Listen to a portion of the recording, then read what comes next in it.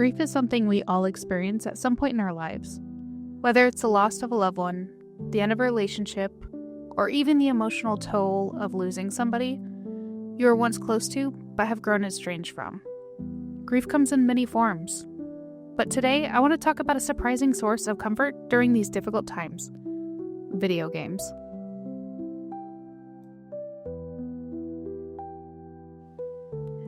This video idea came up because something in my life has been happening and it's confusing and conflicting, and the first thing I thought to do was to reach for a video game. And for me personally, it was something that was a little bit more story-driven, something kind of like Life is Strange.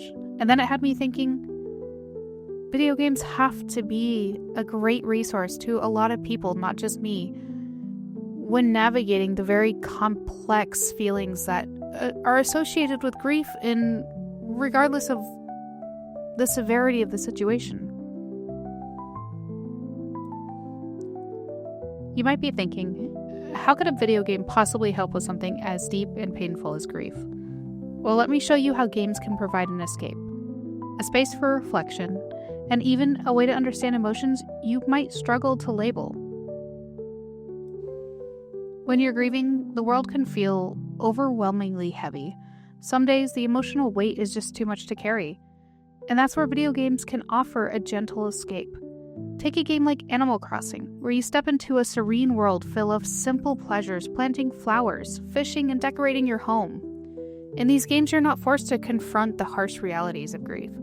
Instead, you're just allowed to exist in a space where you can take things one step at a time. It's comforting in its simplicity.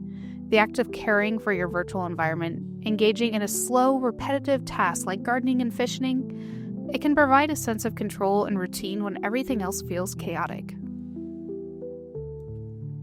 Other games like Stardew Valley or Spiritfarer take the healing process a step further by weaving in themes of loss and emotional growth. In Stardew Valley, you inherit your grandfather's farm and create a new life, while building meaningful connections with people in the community. Through each interaction, you're able to heal broken bonds and cultivate new ones. It's a reminder that life goes on, even in hardship.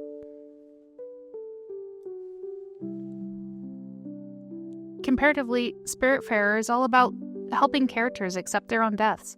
You play as a Spiritfarer, guiding spirits of loved ones to the afterlife. The game gently explores loss, and it allows you to process emotions that you might not have even realized were there.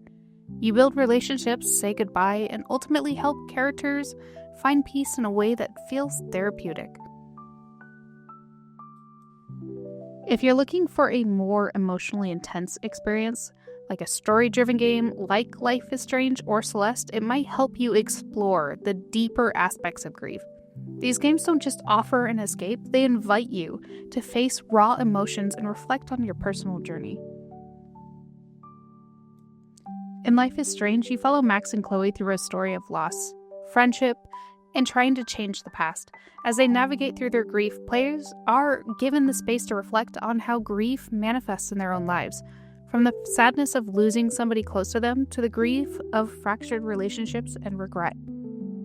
Celeste tells the story of a young woman named Madeline climbing a mountain, both a physical journey and a metaphor for overcoming inner struggles. This game mirrors the inner battle many face with grief, the need to keep moving forward while confronting difficult emotions. It's quiet yet a powerful experience of self-reflection. While these games might seem like just a fun distraction, studies do suggest that video games, particularly those with emotional rich narratives and peaceful environments, can indeed be therapeutic. Research from institutions like the University of Utah and the American Psychological Association have shown that video games can help with emotional regulation, reduce stress, and provide an outlet for emotional expression. For example, in 2018, there was a study from the University of California that found that video games could help individuals process emotions by providing an environment where they could safely explore their feelings. Grieving individuals in particular might find solace in some of these immersive worlds because they allow a person to be in control of how fast or slow the emotional journey goes. Games like Journey and Firewatch allow players to work through personal emotions by literally walking them through breathtaking landscapes, or talking with characters about life, loss, and change. Through the narrative and interactive elements, players can reflect on their own situations, which may provide comfort and clarity during difficult times. It's important to recognize that grief doesn't have a set timeline. You might not know when you'll feel better, and sometimes the best you can do is just take things day by day. Video games can offer the perfect space to step away from the overwhelming emotions of the world and offer you a little bit of peace, a place to reflect, and sometimes even a way to face your grief when you're ready. The beauty of video games is that they are incredibly a personal experience. What helps one person may not be what helps another, but no matter what the game is, there's something powerful about the connection between the play and emotional process. In those moments where the words fall short, a game might be able to give you the ability to express your feelings that feel too big or too complicated to explain. Grief can feel isolating, but with the right games, you don't have to carry it alone.